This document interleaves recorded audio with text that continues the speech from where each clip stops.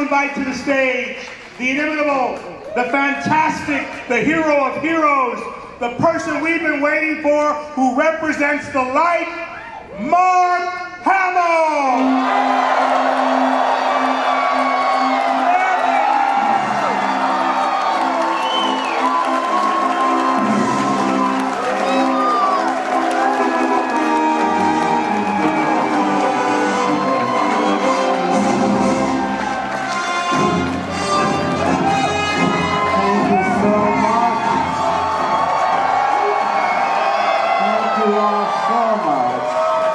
And Giancarlo, I have to tell you, have you seen this man in Breaking Bad? Have you seen this man in Mandalorian? He was a revelation. All I said to my wife is, where's this guy been? You are brilliant. Thank you, sir. Just a brilliant actor. I love you. I love what you do. Thank you so much. Enjoy. Thank you. Enjoy, Mark Hamill, ladies and gentlemen. Okay. So, what do you want to talk about? Thank you. I've been pretty busy lately, and I should tell you what I've been doing. Right now I'm in Winnipeg. I filmed yesterday, came after we finished shooting. I have to go back. It's a movie called The Long Walk, based on the Stephen King novel. And it's pretty grim stuff.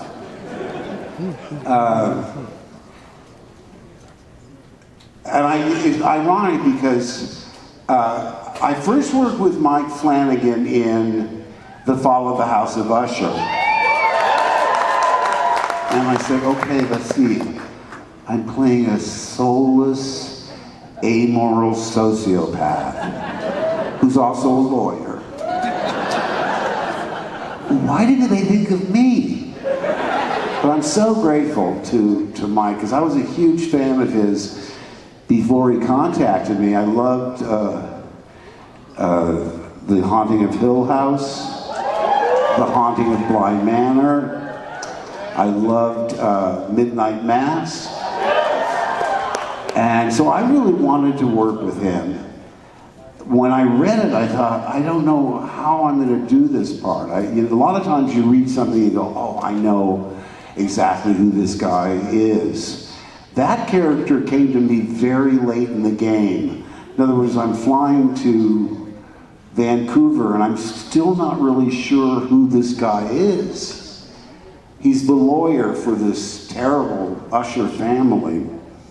A family where the matriarch and patriarch of this company that manufactures this drug that's making them billions of dollars, but is killing millions of people. So that's, even though it's fantasy, you can relate to that. You say, oh, that's the Sackler family. That's OxyContin. So it's based, there's a reality that you can accept. And every one of their children is worse than the next. They're all horrible people.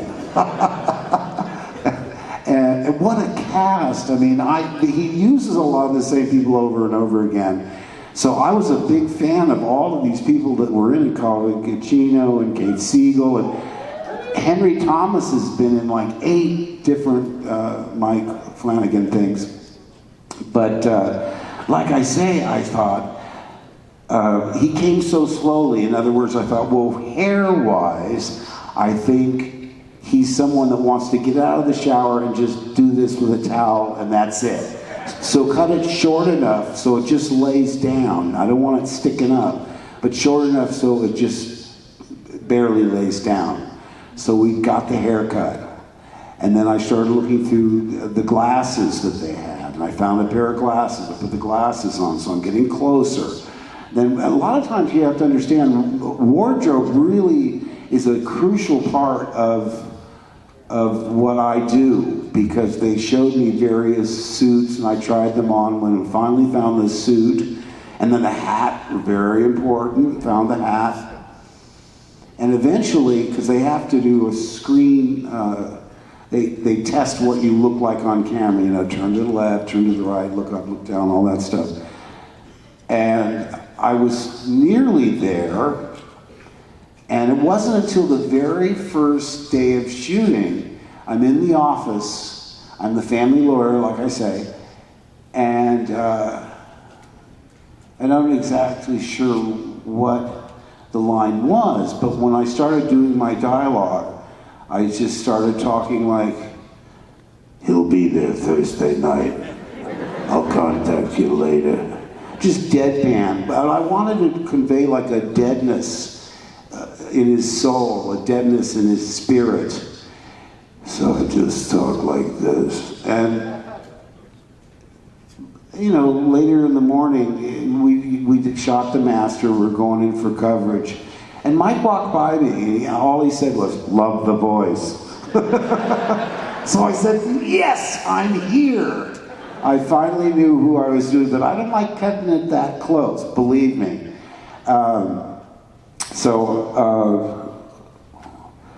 What else am I doing? Oh, I'm the major antagonist in the SpongeBob movie.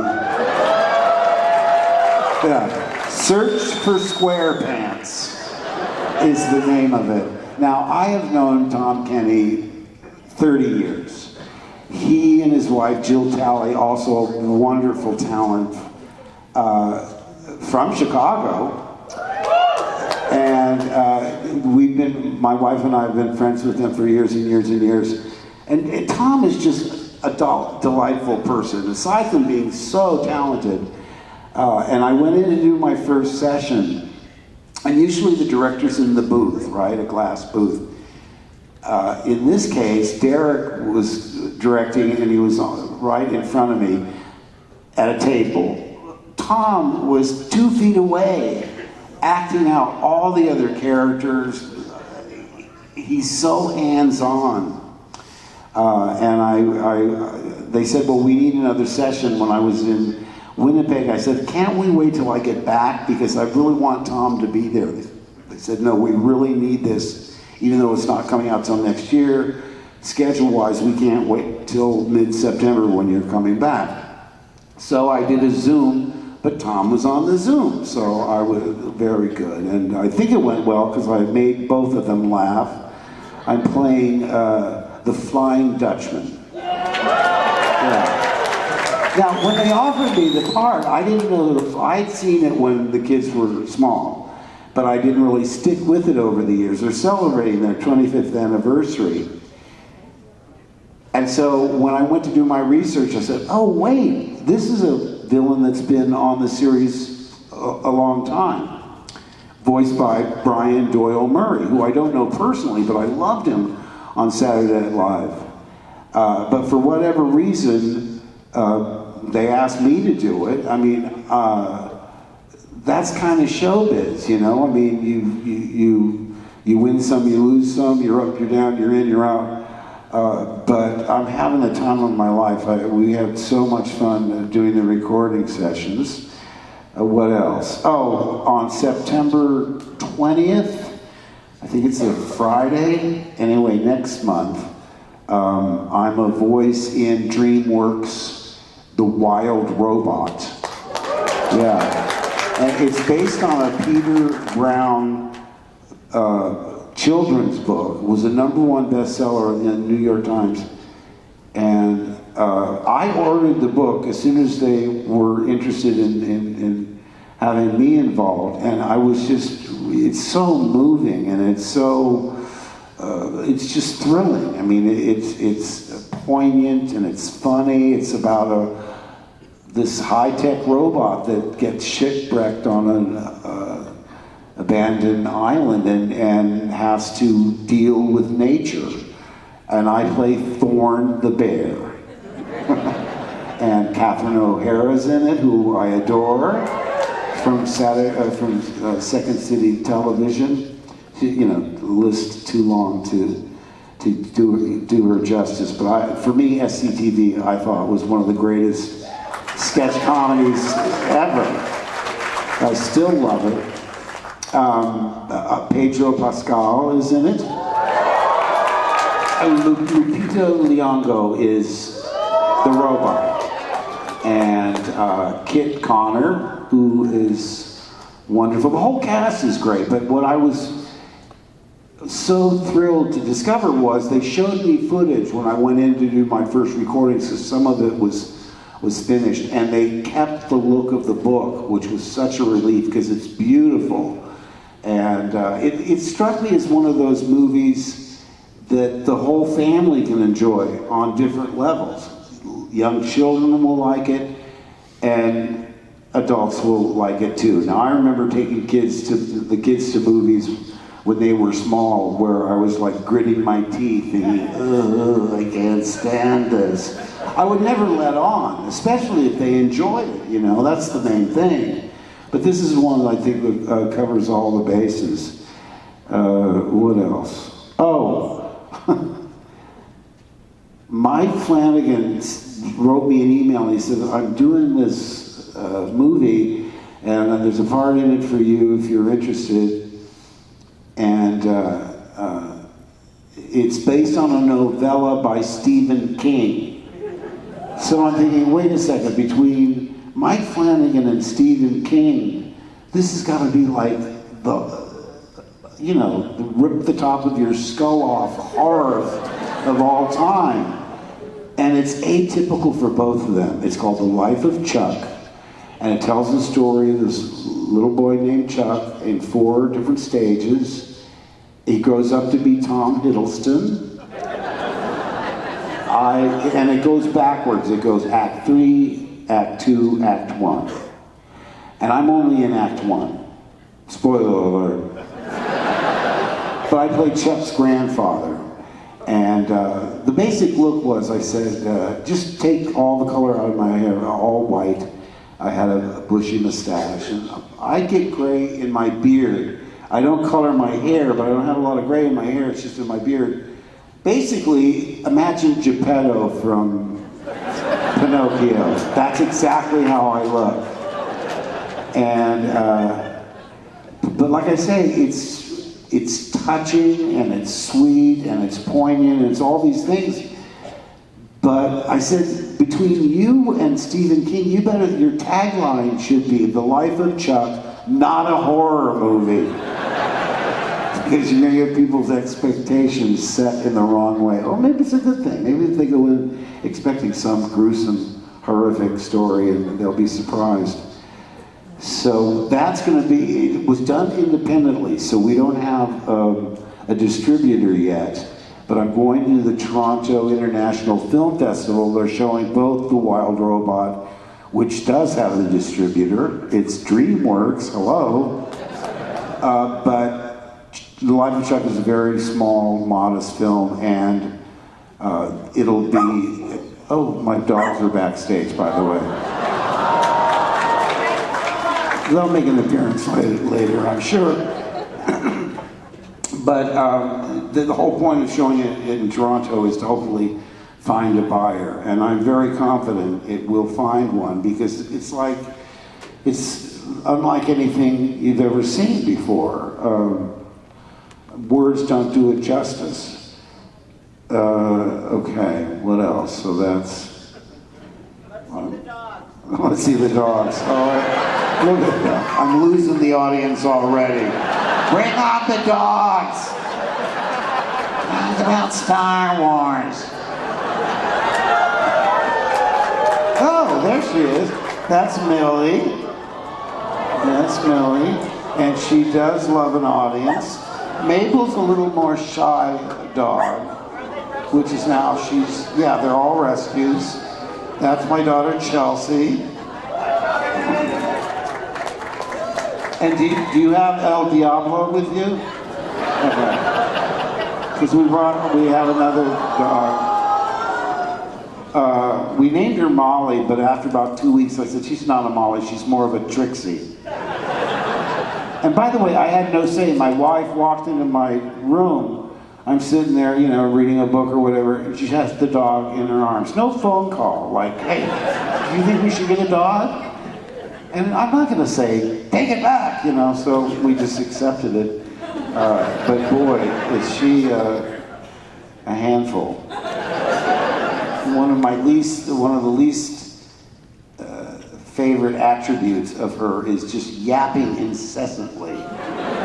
If the phone rings, she barks. No, but small like a chihuahua, smallish. And just, you know, I mean, a person will walk by on the street outside, she barks at the person. I love her to death, but, you know, if I could wave a magic wand.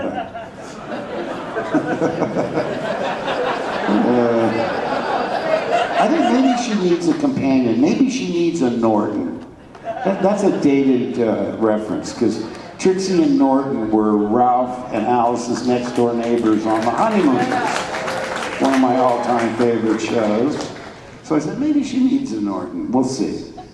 So what else? You know, it's kind of boring in talking about yourself all the time, believe it or not. But listen, I have to thank all of you, because I mean, sometimes I'm just overwhelmed at the emotions that I sense when I meet you. You know, I saw a grown man cry today because he was just overwhelmed. You know, I've liked you since I was a little boy. Tell me that I'm old without telling me I'm old. But, and I have to say, I mean, because I don't really, it's like, I don't get to see the reactions that people have. I mean, when I saw any of the movies, you see them at a screening, you don't go with a paying audience and see them. So sometimes it's quite a surprise to see how, the impact that it has on people. Well, I don't know. I mean, I could throw it open to questions, or you could shout out a topic. What's that?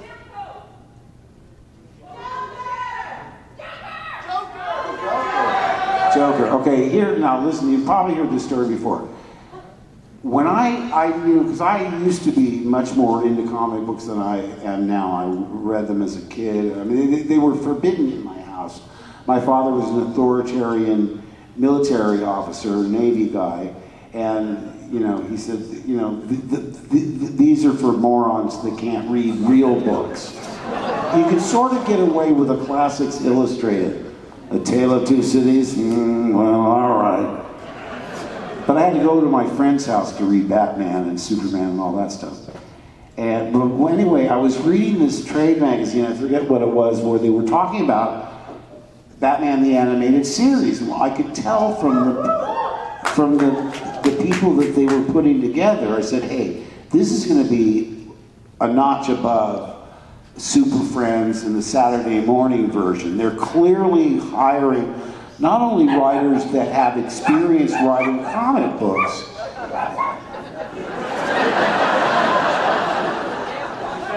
Am I getting upstaged by the dogs again? But I said, this is going to be something special. So I called my agent. I said, I'd really like to get on this series. I'd done one series when I was a teenager, an animated series, Genie, which was based on I Dream of Jeannie. But then it didn't occur to me to pursue voiceover animation. I went to Broadway to try and get character parts I wasn't getting on film, when I realized, in retrospect, the greatest avenue for character parts are in animation, because they cast with their ears, not with their eyes. And you get to play parts that you never get to play on camera. In fact, I do dialects, but you know, pretty much the only person allowed to do dialects on film is Meryl Streep. It's an unwritten law. And they keep hiring like Australians and English people to play Superman and Batman. I said, do we go to your country and try and play Sherlock Holmes? Cut that out. Hire Americans. But so they said, okay, you have an audition, and they set the time and date and everything. I have to put it in context. This was within a month or two of Michael Keaton being announced as Batman. in the Tim Burton film. And at the time, all the comic book nerds just freaked out. He can't be Batman, he's Mr. Mom, he's a comedy actor, without having ever seen him, right? But it was a big backlash. So I only tell this story to put it in context, because when they said they wanted you to read for the Joker, because I said, I'd rather, do a villain that's never been done, either on the Adam West show, Two-Face, Clayface, Ra's al Ghul. I don't know that I want to try and do something that's been done before. But they said, well, do you want the audition or not? I said, sure, I'll do it. And one thing, what happens is, when you audition for something, sometimes your desire to get the part can throw off your timing. They sense a neediness or a slight sense of desperation. I tell young actors, even if I say, act like you don't want it. Be aloof. The aloofer the better, as they said in Sweet Charity. And when I went in, I was following this wave of anti-Michael Keaton. So I thought to myself, well, if they freak out that Mr. Mom is Batman, how are they going to feel about Luke Skywalker being the Joker? You think they're going to think that's a good idea? Maybe. So I knew I couldn't get the part. So I was completely relaxed. I knew I couldn't get it. I went in there thinking, I'm just going to make them really sorry they can't hire me. And I went in, there was one little drawing of him in black and white, that pose where he's standing with his finger in the air. The only direction was 3 words, don't think Nicholson. Well, of course, I'm going to, the last thing I would do is try and imitate an actor of that greatness. But they had 3 finished episodes because they changed their mind about the original actor. And I don't remember much about it. Years later, I said to Andrea Romano, what was it that made you decide to go with me? And they said, oh, when we heard your laugh. We said, well, that's it. I mean, they looked at Paul Dini and Bruce Timm. They said, that's the guy. But like I say, I went in there, I wasn't arrogant or cocky, except in my own mind. Because when I drove out of the parking lot, I thought, ha, good luck finding a better Joker than that. But here's what happens. Here's what happens. As soon as your agent says, they want you, I went, oh no, I can't do this. I can't follow Jack Nicholson. I can't follow Cesar Romero. And I couldn't even remember what I had done. Months had gone by before I went for the first recording session. And remember, I had to do the 3 episodes that were finished before I met the whole cast, before I met Kevin and Bob Hastings, Commissioner Gordon, all of them. Because in those days, they had everybody in the cast there. If there were 30 characters, there would be 30 microphones in a row. You did it just like a radio play, where you started on page 1, you read it all the way through once, you got some notes and cuts, they'd break for about 10 minutes, and you'd come back in, you start recording on page 1 all the way to the end. I mean, it's not so much like that anymore. They like to record you separately so they can micromanage every syllable. And it's at a disadvantage because, like musicians know, you really play off the other people's rhythms and styles. Somebody will say a line where, oh, I didn't expect them to say it that way, and then you react to how they deliver the line. So I'm driving in for the first session, and I couldn't remember anything about, did I sound like this? Did I sound like this? How did I sound? How did I laugh? And of course, in Los Angeles, if you see a single person behind the wheel laughing hysterically, it's just another Thursday.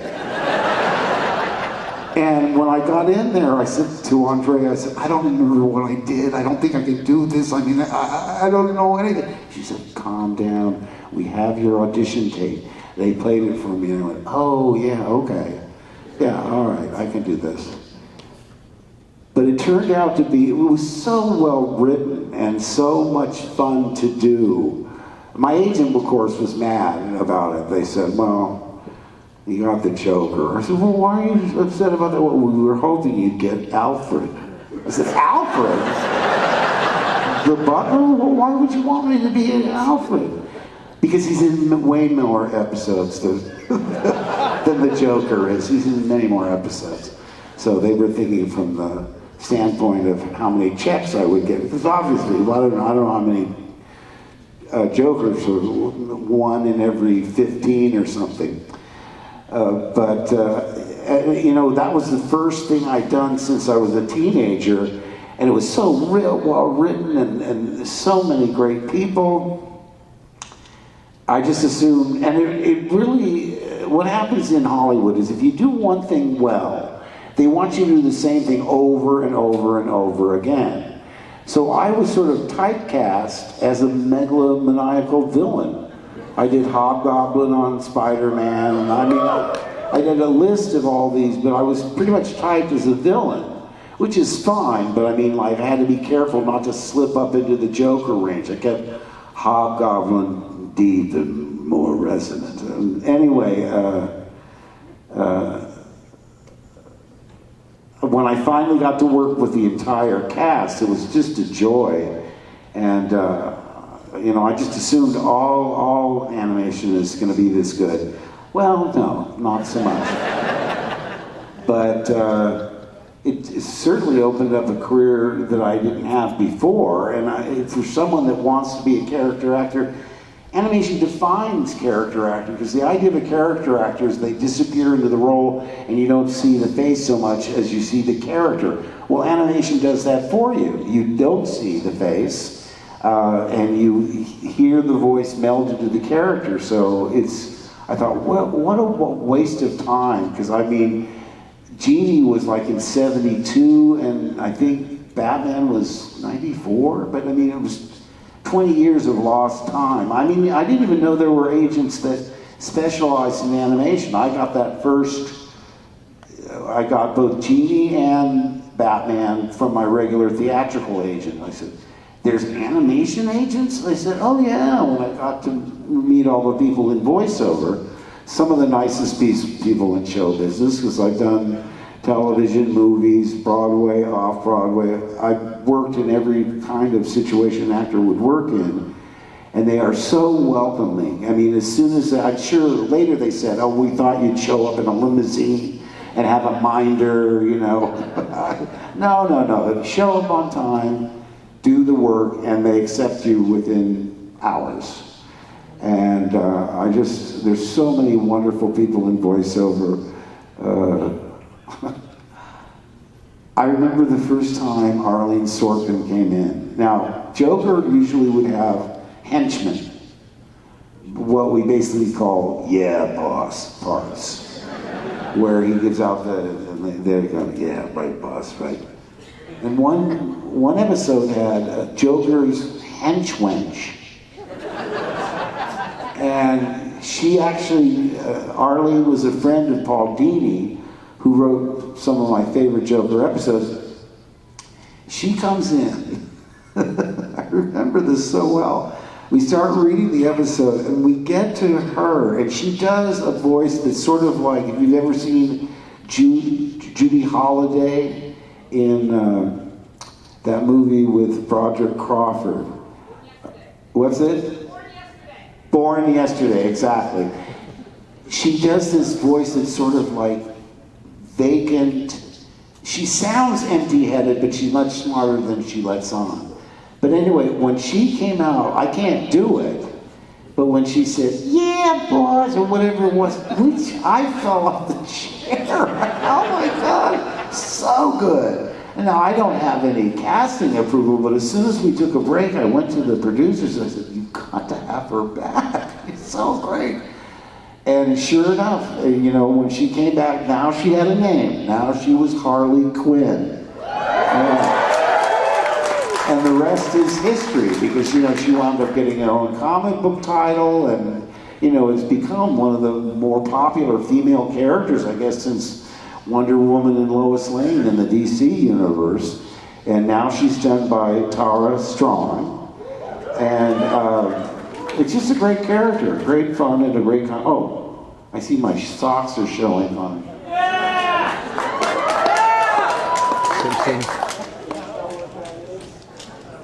It's The Simpsons. That was a moment my agent called and they said, I have good news and bad news. I said, what's the good news? Because I said, oh, I love The Simpsons more than life itself. They said, they want you on The Simpsons. I said, what's the bad news? They want you to play yourself. I mean, I played myself, I guess, on Big Bang Theory and on Just Shoot Me. But my point is, when you're playing a character, you don't have to take your responsibility for anything you say.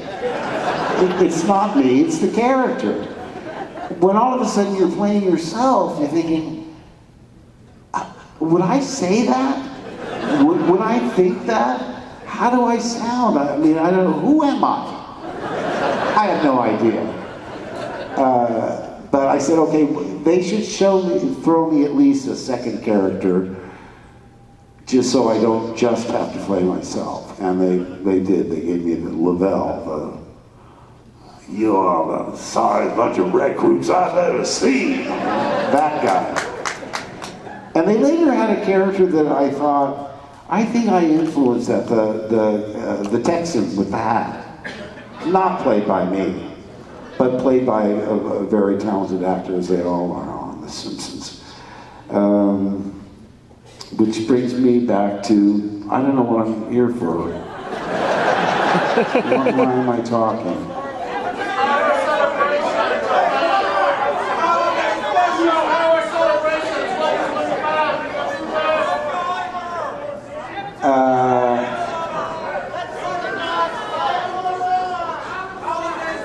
Avatar.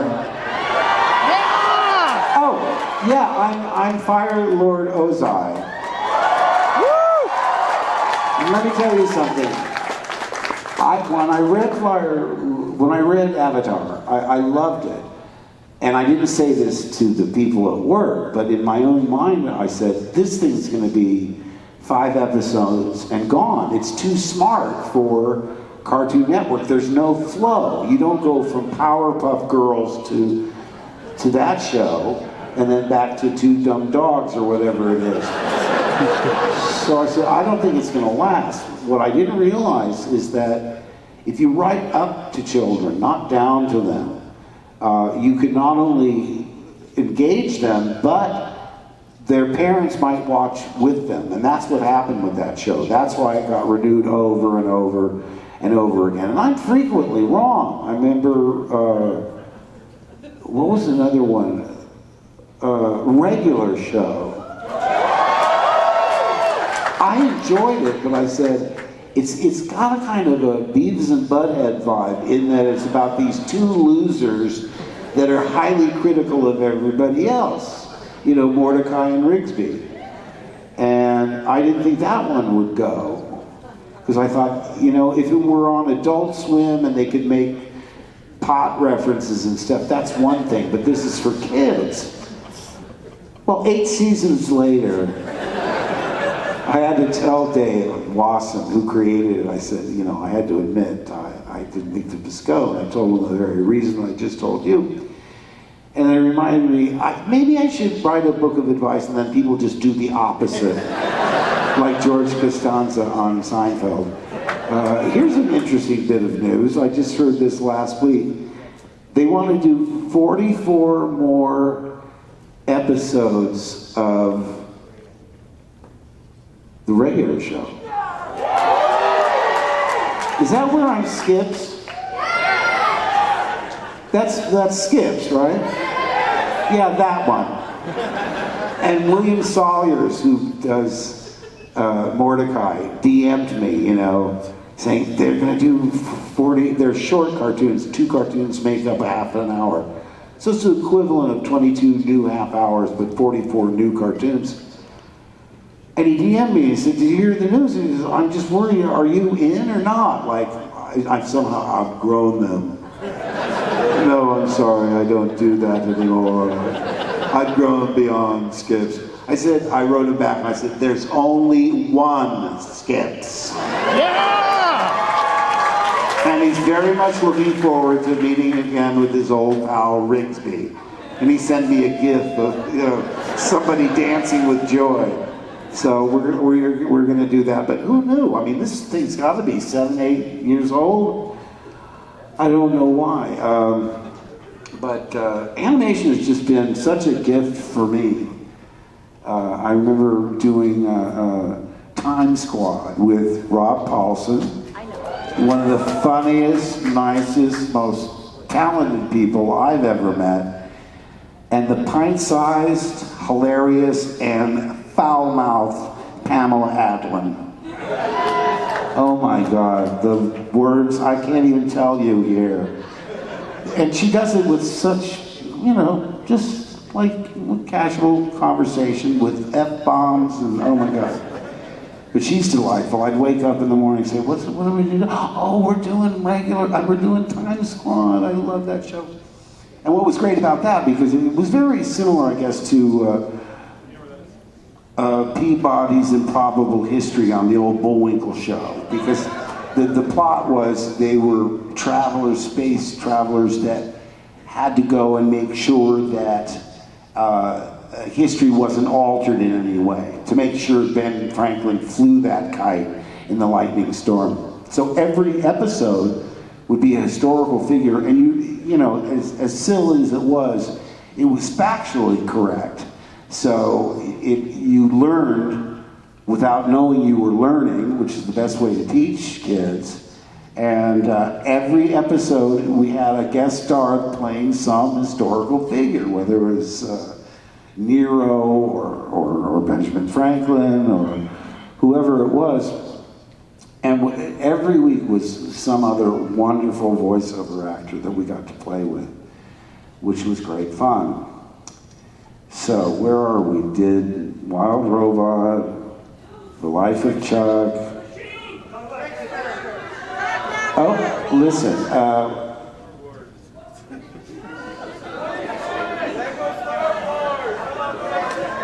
Talk about Carrie Fisher. Listen, that was devastating. I don't know what level you took it at, but I mean, to me, my wife came into the bedroom. She gets up earlier than I do. I was still asleep, and tears streaming down her face, saying that Carrie didn't make it. And it forever altered, you know, how I reacted to Star Wars in general. The heart was gone. It was just, I don't talk about it because I don't like reliving it. She was so much fun. You always knew you were going to laugh and have a good time when you were around her. Unless she was manic depressed, and then you'd flee her dressing room in a heartbeat. She wasn't easy, but she was unlike anyone I'd ever met. I remember we decided to have dinner together before we started working on the first one, just to get to know each other a little bit. And within 10 minutes, she's telling me these details about Debbie and Eddie, and so unvarnished. You're thinking, should I be hearing this? You know, details about Eddie's drug addiction, and oh, you don't want to know. Because, I mean, I said, this is the kind of thing you would share with somebody that you've known for 10 years. But she was completely unvarnished and you know, harrowingly candid. I remember, you know, after we finished filming, she said, oh, there's a birthday party at my house. Do you want to come? Now, see, I was in the middle of 7 kids to a military family who moved coast to coast to coast to coast. And finally, my father got transferred to Japan, and I went through the last 2 years of high school at Yokohama High in Japan. And I never knew anyone famous. I didn't even know anybody who knew anyone famous. The next door neighbor was a baggage handler at San Diego Airport, and he told me the story that he returned Jerry Lewis's wallet that had fallen on the tarmac. And I was just mesmerized. Jerry Lewis exists in real life. I couldn't get my mind around it. And he gave you $50? This is in the early 60s. He must be so rich. But that was the only encounter I had with celebrity whatsoever. Well, I go over to Carrie's birthday party, and first of all, the driveway is filled with Maseratis and all these luxury cars. I go in, and pretty much everybody was the son or daughter of somebody famous. Dean Martin's kids were there, and you name it. It was, it's like that line from Sweet Charity. This place is so filled with celebrities. I'm the only one here I've never heard of. But I thought, it's a different life. She really is royalty. She's Hollywood royalty. She had an upbringing unlike anything I could relate to. But it just seemed right, because I went over to do that movie, and we went to North Africa first to do all the Tatooine scenes. So it was me, Sir Alec Guinness, Anthony Daniels, and Kenny Baker, and Uncle Owen and Baru, Phil Brown, and Sheila Fraser. And we shot there for 2.5 weeks or whatever it was. And then we came back to London to start the rest, to continue on. And first Harrison came over. Now I had met him when I did the screen test. And I knew him from American Graffiti and The Conversation, the Francis Ford Coppola film. And, he shows up and he's just, come on, too cool for school, right? And I immediately, I think George casts people that are so close to what he wants, he doesn't really have to, deeply analyze and he doesn't want to hear backstory and motivation. That's not his thing. He comes alive in the editing room. But like I say, Harrison comes on, and I'm just like, instant. I just idolized him. I think he's so cool. He's so, devil may care, doesn't give a heck. Hey, I don't work blue.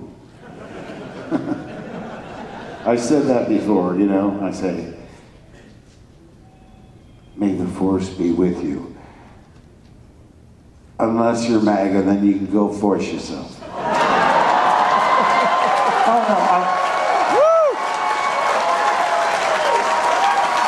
Listen, I like that phrase because it sounds dirty, but it's not. And hey, I don't wear blue. And I promised I wouldn't bring up politics. I won't tell you how to vote, but I do hope you're all voting. Okay? And it's so simple. Just go to iwillvote.com.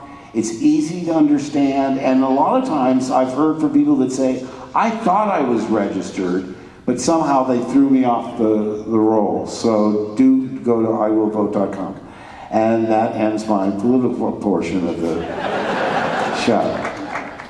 How long have I been out here? It's 9:02. When did I come on? 8:14? All right. Well, okay. Well, I'll talk fast.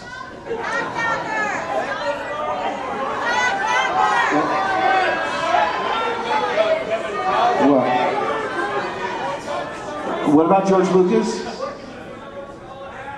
Oh, well, I was disappointed that he didn't direct.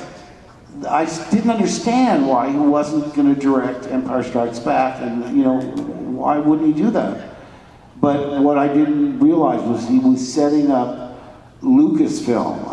It was such an unexpected positive reaction. He went from 0 to 11 billion immediately.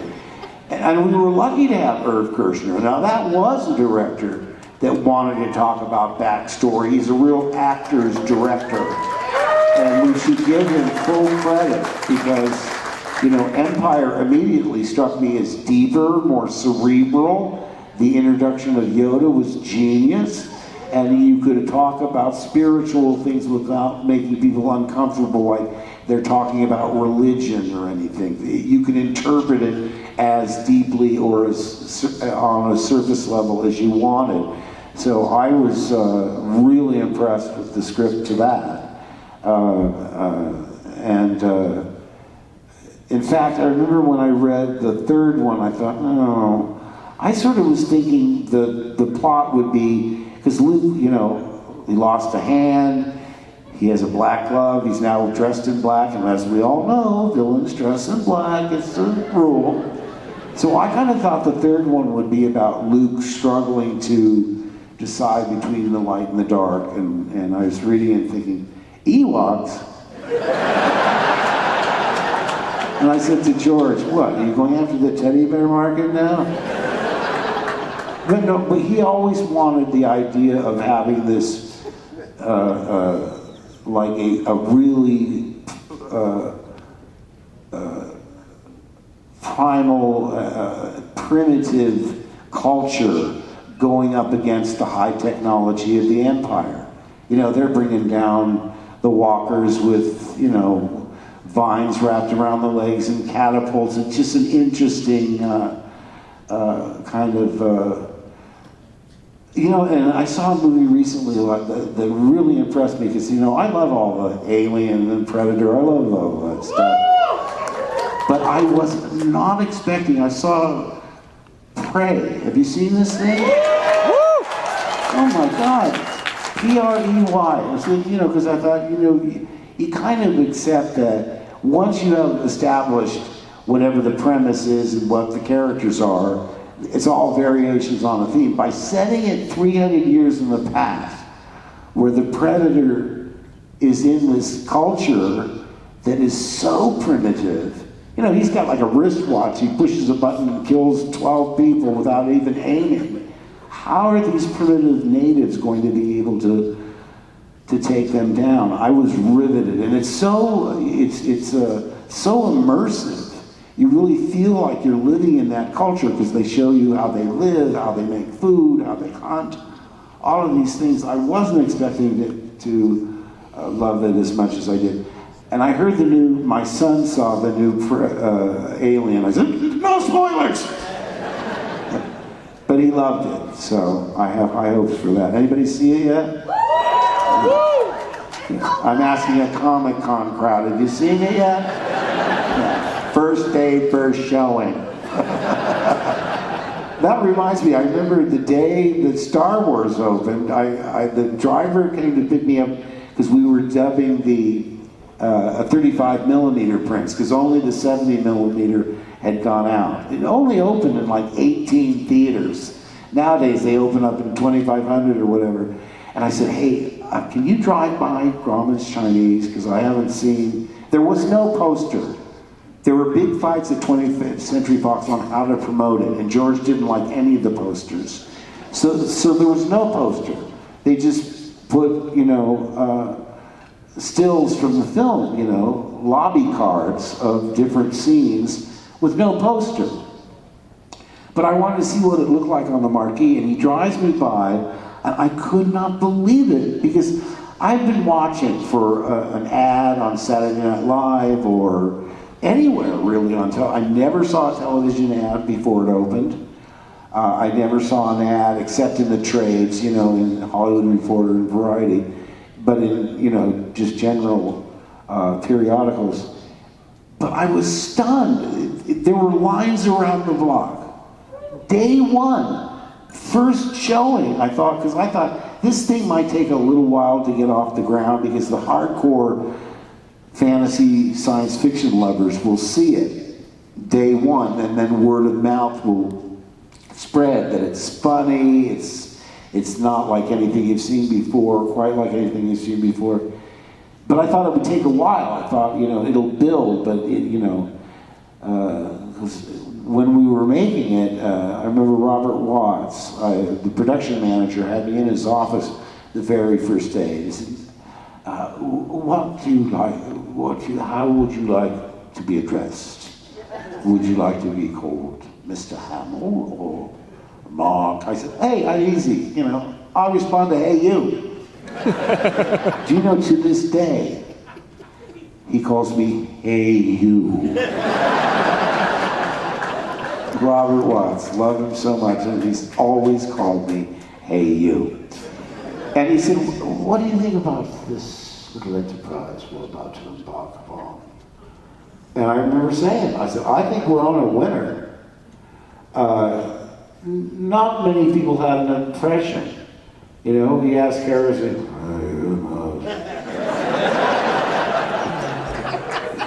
but I had a friend, Jonathan Benaire, who worked at in the cinema department at the Los Angeles Museum, and I said, you should look up the grosses for, you don't have to go back to silent films, forget about Metropolis, from say King Kong on. Look up the grosses for fantasy films up until the present day. Because he had read the script. I read it the first time. I've told this story before. I got the part, I hadn't read the script, I just read the scene I was in for the audition. So I never forget reading it for the first time. Because when I did the audition, I figured, well, Harrison's a leading man. I must be like his annoying sidekick.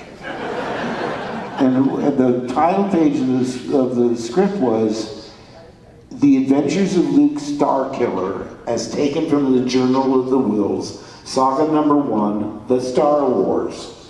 And I'm thinking, wait a minute, I thought I was Luke in the audition. No, it must have been Harrison who was Luke. Oh, I'll just read it and see what my part is.